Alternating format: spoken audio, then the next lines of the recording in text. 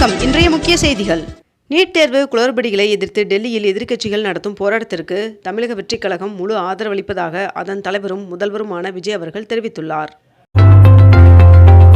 பழனி முருகன் சுவாமி கோவிலில் கடந்த 20 நாட்களில் கிடைக்கப்பெற்ற உண்டியல் காணிக்கை எண்ணப்பட்டதில் 2,89,00,000 ரூபாய் ரொக்கம் கிடைத்துள்ளதாகவும், மேலும் 470 கிராம் தங்கம், 6.8 கிலோ வெள்ளியும் கிடைக்கப்பெற்றுள்ளதாகவும் தகவல் தெரிவிக்கப்பட்டுள்ளது. சென்னையில் நீலம் பண்பாட்டு மையம் சார்பாக நீட் தேர்விற்கு எதிர்ப்பு தெரிவித்து போராட்டம் நடைபெற்றது. மேலும் இப்போராட்டத்தில் ரஞ்சித் அவர்கள், வெற்றிமாறன் அவர்கள், நடிகை ரேவதி உட்பட மேற்கண்ட இந்த திரைத்துறையினர் பங்கேற்றனர். நாகப்பட்டினம் மாவட்டம் வேலைவாய்ப்பு மையத்தில் இன்று தனியார் துறை வேலைவாய்ப்பு முகாம் நடைபெற உள்ளதாக அம்மாவட்ட ஆட்சியர் தெரிவித்துள்ளார். இந்திய தேசிய நெடுஞ்சாலைகள் ஆணையம் பெங்களூரு மைசூரு இடையே எக்ஸ்பிரஸ் வேயில் சுங்க கட்டணத்தை மீண்டும் உயர்த்தியுள்ளதாக தகவல் வெளியாகியுள்ளது. சபரிமலை ஐயப்பன் சுவாமி கோவிலில் தங்கத் திருட்டு வழக்கில் தேவசம் போர்டு முன்னாள் தலைவர் PS பிரசாந்த் அவர்கள் கைது செய்யப்பட்டுள்ளார். சென்னையில் மேம்பாலங்களின் கீழ் உள்ள பகுதிகளை வாகன நிறுத்துமிடம், சிறுவர் பூங்கா, மின்சார வாகன சார்ஜிங் மையம் உள்ளிட்ட வசதிகளுடன் மேம்படுத்த மாநகராட்சி திட்டமிட்டுள்ளதாக தகவல் வெளியாகியுள்ளது. பிரான்சில் 15 வயதிற்குட்பட்டோர் சமூக வலைதளங்கள் பயன்படுத்த தடை விதிக்கப்பட்டுள்ளது. நீட் முறைகேடுகளை கண்டித்து போராடும் மாணவர்களுக்கு ஆதரவாக ஜூலை 27ஆம் தேதி தமிழகம் முழுவதும் ஆர்ப்பாட்டம் நடத்தப்படும் என்று VCK தலைவர் திருமாவளவன் அவர்கள் தெரிவித்துள்ளார். நீட் தேர்வு முறைகேடுகளுக்கு எதிராக போராட்டங்கள் தீவிரமடைந்துள்ள நிலையில் டெல்லியில் தேசிய பாதுகாப்பு சட்டத்தை அமல்படுத்த துணைநிலை ஆளுநர் அனுமதித்துள்ளார். தமிழகத்தில் இன்றும் நாளையும் மேற்கு தொடர்ச்சி மலை மாவட்டங்கள் கடலூர், விழுப்புரம், செங்கல்பட்டு, திருவண்ணாமலை மற்றும் புதுச்சேரியில் சில இடங்களில் மிதமான மழை பெய்ய வாய்ப்புள்ளதாக வானிலை மையம் தகவல் தெரிவித்துள்ளது. பஞ்சாப் பள்ளி கல்வி வாரியத்தின் அனைத்து பள்ளிகளிலும் 1 முதல் 12ஆம் வகுப்பு வரை செயற்கை நுண்ணறிவான AI பாடம் அறிமுகப்படுத்தப்பட உள்ளதாக தகவல் வெளியாகியுள்ளது. கௌதம் அதானி தலைமையிலான அதானி குழுமம் இந்தியாவில் புதிய விமான சேவையை தொடங்குவது குறித்து ஆலோசித்து வருவதாக தகவல் வெளியாகியுள்ளது. கர்நாடகாவிலிருந்து காவிரி நீரை பெற போர்க்கால நடவடிக்கையில் ஈடுபட வேண்டும் என்று திமுக தலைவர் MK ஸ்டாலின் அவர்கள் வலியுறுத்தியுள்ளார். காசோலை மோசடி வழக்கில் நடிகர் விமல் அவர்களுக்கு ஓராண்டு சிறை தண்டனை விதிக்கப்பட்டுள்ளது. தமிழக கடலோரப் பகுதியில் நிலவும் வளிமண்டல சுழற்சி காரணமாக தமிழகத்தில் பெரும்பாலான இடங்களில் இடிமின்னலுடன் கூடிய மிதமான மழை பெய்ய வாய்ப்புள்ளதாக வானிலை மையம் தகவல் தெரிவித்துள்ளது. நீட் தடையை உடைப்பதற்கான படையாக திமுக என்றைக்கும் முன்வரிசையில் நிற்கும் என்று எதிர்க்கட்சித் தலைவர் உதயநிதி ஸ்டாலின் அவர்கள் தெரிவித்துள்ளார். நெல்லை, தென்காசி மாவட்டங்களில் இருந்து கேரளாவிற்கு கனிமங்கள் கடத்தப்படுவதை தடுக்க CBI விசாரணைக்கு உத்தரவிட வேண்டும் என்று பாமக தலைவர் அன்புமணி அவர்கள் வலியுறுத்தியுள்ளார். 22 கேரட் ஆபண தங்கத்தின் விலை சவரனுக்கு 560 ரூபாய் அதிகரித்து 1 சவரன் 1,08,000 ரூபாயாகவும் 1 கிராம் 13,500 ரூபாய்க்கும் விற்பனை செய்யப்பட்டு வருகிறது. இதனைத் தொடர்ந்து 1 கிராம் வெள்ளியின் விலை 245 ரூபாய்க்கு விற்பனை செய்யப்பட்டு வருகிறது. அமெரிக்காவில் மாணவர் விசா விதிகளில் புதிய மாற்றங்கள் அறிவிக்கப்பட்டுள்ளது. முதல்வரின் காலை உணவு திட்டத்தின் பெயரை தவேக அரசு மாற்றியுள்ளது. இத்திட்டத்திற்கு பெருந்தலைவர் காமராஜர் காலை உணவு திட்டம் என்ற பெயர் மாற்றம் செய்யப்படுவதாக தவேக அரசு அறிவித்துள்ளது. டெல்லியில் நடைபெற்ற காவிரி நீர் மேலாண்மை ஆணைய கூட்டத்தில் தமிழ்நாட்டிற்கு தண்ணீர் திறந்துவிட கர்நாடகா மறுத்துள்ளது. எல்லை தாண்டி மீன் பிடித்ததாக கூறி ராமேஸ்வரம் மீனவர்கள் 9 பேரை இலங்கை கடற்படை கைது செய்தது.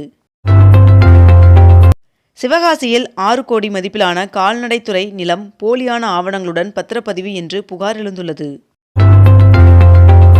தமிழகத்தில் டாஸ்மாக் பணியாளர்களுக்கு ESI மருத்துவ திட்டத்தை அமல்படுத்த சுற்றறிக்கை அனுப்பப்பட்டுள்ளதாக தகவல் வெளியாகியுள்ளது. சென்னை மெரினாவில் 78 லட்சத்தில் குளிர்சாதன வசதியுடன் கூடிய பேருந்து நிறுத்தம் அமைப்பதற்கான ஒப்பந்தத்தை மாநகராட்சி நிர்வாகம் கோரியுள்ளது. தமிழ்நாட்டில் 5 IAS அதிகாரிகள் இடமாற்றம் செய்து உத்தரவிடப்பட்டுள்ளதாக தகவல் வெளியாகியுள்ளது. நாடு முழுவதும் கடந்த மாதம் நடத்தப்பட்ட ஆய்வில் 159 தரமற்ற மருந்துகள் கண்டுபிடிக்கப்பட்டுள்ளது. ஒன்றிய அரசின் மொத்த கடன் சுமை 2025-26ஆம் நிதியாண்டில் 8% உயர்ந்து 201 லட்சம் கோடியாக அதிகரித்துள்ளதாக தகவல் வெளியாகியுள்ளது. தமிழகத்தில் பட்ஜெட் கூட்டத்தொடர் ஆகஸ்ட் 5ஆம் தேதி தொடங்கும் என்று சபாநாயகர் பிரபாகர் அவர்கள் தெரிவித்துள்ளார். புதுச்சேரி ஜிப்மரில் அதிநவீன மருத்துவ நோய் எதிர்ப்பியல் ஆய்வகம் திறக்கப்பட்டுள்ளது. பழனியில் கோவில் நில முறைகேடு தொடர்பாக முன்னாள் இணை ஆணையரிடம் சிபிசிஐடி விசாரணை மேற்கொண்டுள்ளது. அமெரிக்க அதிபர் டொனால்ட் ட்ரம்ப் அவர்கள் தனது தற்காலிக 10% உலகளாவிய வரி வெள்ளிக்கிழமையுடன் காலாவதியாக உள்ள நிலையில் பல நாடுகள் மீது புதிய வரிகளை விதிக்க திட்டமிட்டுள்ளதாக தகவல் வெளியாகியுள்ளது. ஜூன் மாதத்திற்கான சிறந்த கிரிக்கெட் வீரராக நியூசிலாந்தின் நாதன் ஸ்மித் அவர்கள் தேர்வு செய்யப்பட்டுள்ளார். போர் அச்சம் நிலவினாலும் பேச்சுவார்த்தைக்கு தயாராக இருப்பதாகவும் ஆனால் மிரட்டலுக்கு பணிய மாட்டோம் என்றும் ஈரான் வெளியுறவுத்துறை துணை அமைச்சர் தெரிவித்துள்ளார். இந்தியாவின் கல்வி முறையை RSS கைப்பற்றிவிட்டது என்று ராகுல் காந்தி அவர்கள் தெரிவித்துள்ளார். உத்தரப்பிரதேசத்தில் கல்லூரி மாணவிகளுக்கு இலவச ஸ்கூட்டி வழங்க அமைச்சரவை ஒப்புதல் வழங்கியுள்ளதாக தகவல் வெளியாகியுள்ளது. தமிழ்நாடு வீட்டு வசதி வாரியத்தின் தலைவராக தவேக சென்னை வடமாவட்ட செயலாளர் சிவா அவர்கள் நியமனம் செய்யப்பட்டுள்ளார். பஜாஜ் ஆட்டோ நிறுவனம் 2026ஆம் ஆண்டின் முதல் காலாண்டில் 3226 கோடி ரூபாய் நிகர லாபம் ஈட்டியுள்ளதாக தகவல் தெரிவிக்கப்பட்டுள்ளது. தமிழகத்தில் இந்து சமய அறநிலைத்துறை கட்டுப்பாட்டில் உள்ள 8193 கோவில்களுக்கு பரம்பரை முறைவழி சாரா அறங்காவலர்கள் நியமனத்திற்கு ஆகஸ்ட் 20ஆம் தேதி வரை விண்ணப்பிக்கலாம் என்று தெரிவிக்கப்பட்டுள்ளது. பொள்ளாச்சியில் நீர்வளத்துறையில் அறிவிக்கப்பட்ட 22 டெண்டர்கள் ரத்து செய்யப்பட்டுள்ளதாக தகவல் வெளியாகியுள்ளது. டிஜிட்டல் பண பரிவர்த்தனைகளில் உலகளாவிய அளவில் இந்தியாவின் நிலை தொடர்ந்து வலுப்பெற்று வருகிறது. இதனை மெய்ப்பிக்கும் விதமாக இந்தியாவில் UPI பயன்படுத்துவோரின் மொத்த எண்ணிக்கை 55 கோடியாக அதிகரித்துள்ளது. திருநெல்வேலி மாநகராட்சியில் குடிநீர் கட்டணத்தை 5 முதல் 200% வரை உயர்த்த மாமன்ற கூட்டத்தில் தீர்மானம் நிறைவேற்றப்பட்டுள்ளதாக தகவல் வெளியாகியுள்ளது. TNPSC நடத்தும் தொழில்நுட்ப பணி தேர்விற்கான தேதி அறிவிக்கப்பட்டுள்ளது.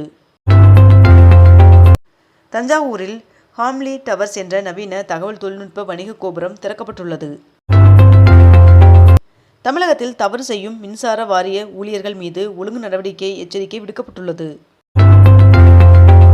2036ஆம் ஆண்டிற்குள் தமிழ்நாட்டை $1.5 டிரில்லியன் பொருளாதாரமாக மாற்றும் தொலைநோக்கு பார்வையுடன் அரசு செயல்படுவதாக அமைச்சர் மதன் ராஜா அவர்கள் தெரிவித்துள்ளார். நாடாளுமன்ற மழைக்கால கூட்டத்தொடர் நாட்டு மக்களுக்கு பயனுள்ளதாக இருக்கும் என்று பிரதமர் நரேந்திர மோடி அவர்கள் தெரிவித்துள்ளார். இத்துடன் இன்றைய தலைப்புச் செய்திகள் நிறைவடைந்தன. மேலும் இதுபோன்ற அண்மை தகவல்களை உடனுக்குடன் தெரிந்து கொள்ள அக்னிபூ சேனலை சப்ஸ்கிரைப் செய்து கொண்டு தொடர்ந்து இணைந்திருங்கள். நன்றி, வணக்கம்.